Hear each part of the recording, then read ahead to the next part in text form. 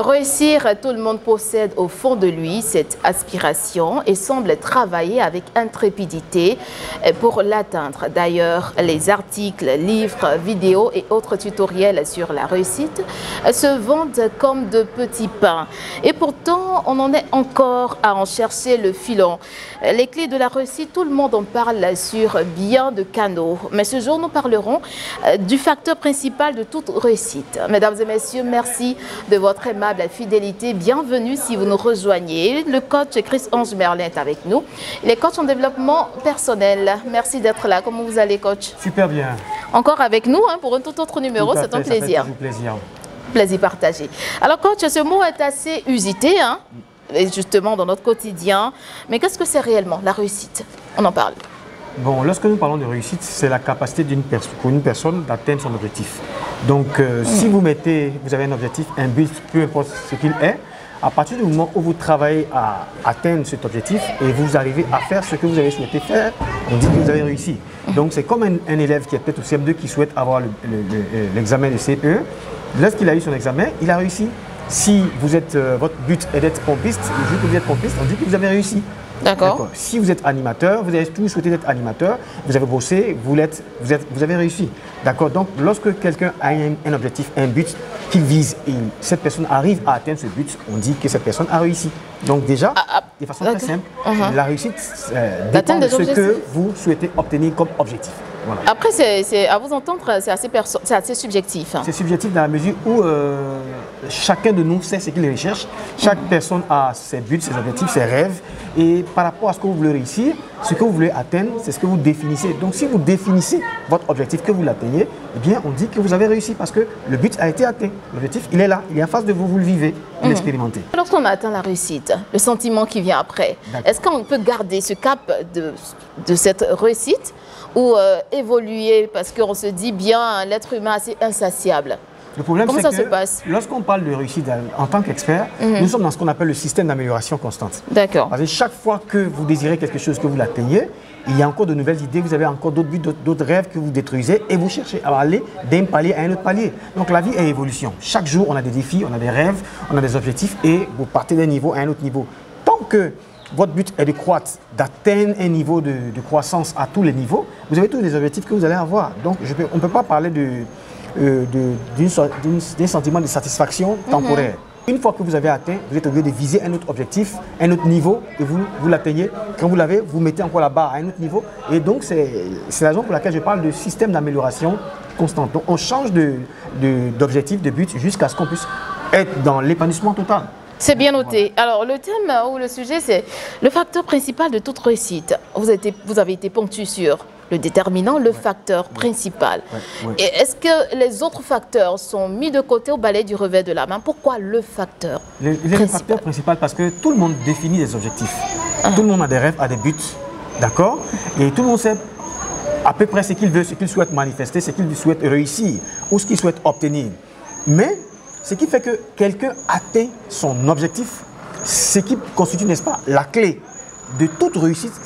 C'est ce qui constitue, n'est-ce pas, le point de cette discussion lorsque je parle de facteur principal. Voilà. Donc, il n'y a pas de réussite sans ce facteur. Si vous enlevez ce facteur, il n'y a pas d'atteinte d'objectif, il n'y a pas de réalisation. Et donc, c'est la pièce maîtresse même qui constitue le point clé de toute forme de réussite. C'est ça que nous parlons en fait. En même temps, on est tout impatient de savoir de quel facteur principal il s'agit. Je pense que j'appelle ça simplement la croyance. La croyance, d'accord. La croyance, c'est, j'allais dire, la pensée qu'une personne a au sujet de quelque chose. Okay.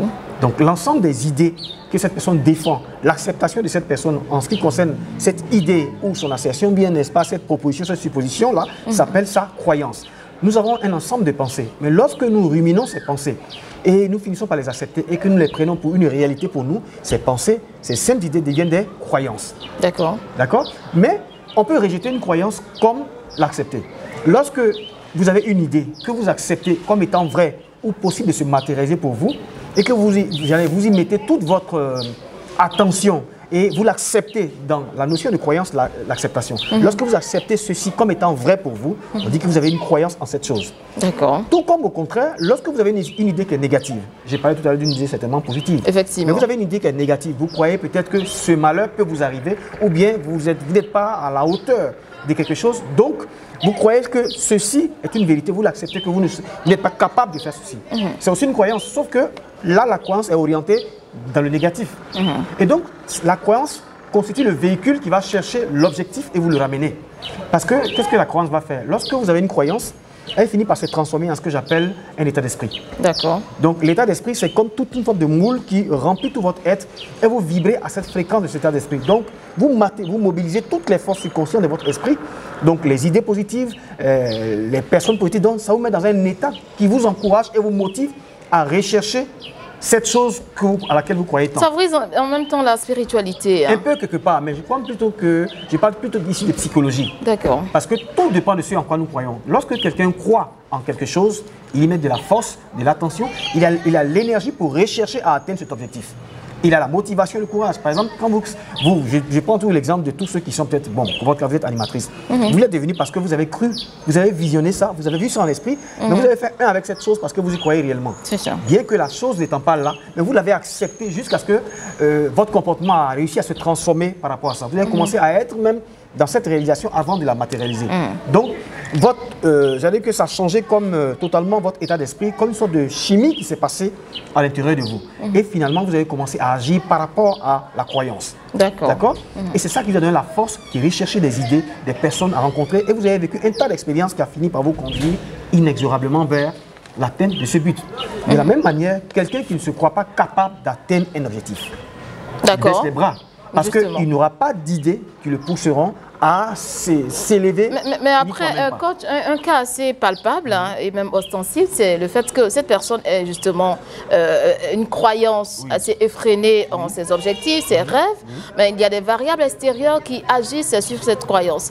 Par exemple, son proche lui dira « tu ne pourras pas atteindre tes objectifs ». Est-ce que ces paroles externes ou extérieures ne vont pas empiéter cette croyance? Le problème de ceux qui réussissent et de ceux qui échouent dans la vie se trouve toujours, bien que ce soit au niveau de la croyance. J'ai parlé tout à l'heure du mot acceptation. Si vous acceptez l'influence de l'autre, ce n'est qu'une simple suggestion. Oui. D'accord. Mais si vous acceptez que cela est soit de la réalité pour vous, vous en faites maintenant une croyance à vous. D'accord. Donc toute suggestion que l'on accepte devient une croyance propre à nous. Et toute suggestion peut être rejetée par quelqu'un. Vous comprenez? Donc tout dépend de l'acceptation. J'ai dit, tout ce que l'esprit peut concevoir et croire, il peut le réaliser.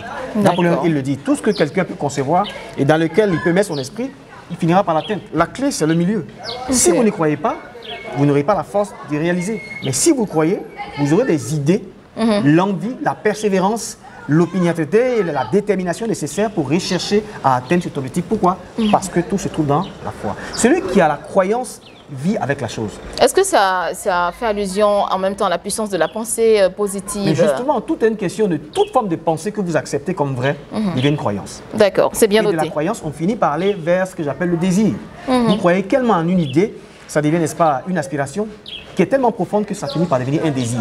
Et lorsque le désir est plus fort, là, on se dirige directement vers l'objet de notre désir. C'est bien compris, coach. Et on comprend également en parallèle qu'il y a plusieurs facteurs de réussite, mais le facteur principal, c'est la croyance. C'est la croyance. Vous pouvez avoir l'aide des autres, vous pouvez avoir, n'est-ce pas, le support financier, les idées.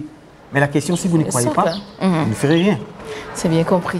Merci, coach. Par rapport à cela, je demande toujours aux gens de se créer un environnement qui favorise, n'est-ce pas, l'atteinte de leur objectif en marchant avec des personnes qui croient en elles, et qui ont des idées positives et qui vous poussent aussi à vous réaliser. Merci, coach Chris-Ange Merlin, coach en développement personnel. Avec lui, nous avons abordé la thématique du facteur principal de réussite. C'est ici que s'achève cette émission. Merci, coach, de nous avoir prêté votre temps avec ces conseils haut en couleur. On espère vous retrouver dans nos prochains numéros. Tout à fait. Nous sommes là pour vous servir. Un plaisir. Merci à vous, chers téléspectateurs, de nous avoir suivis. Surtout, restez connectés et on se retrouve très bientôt pour un tout autre numéro.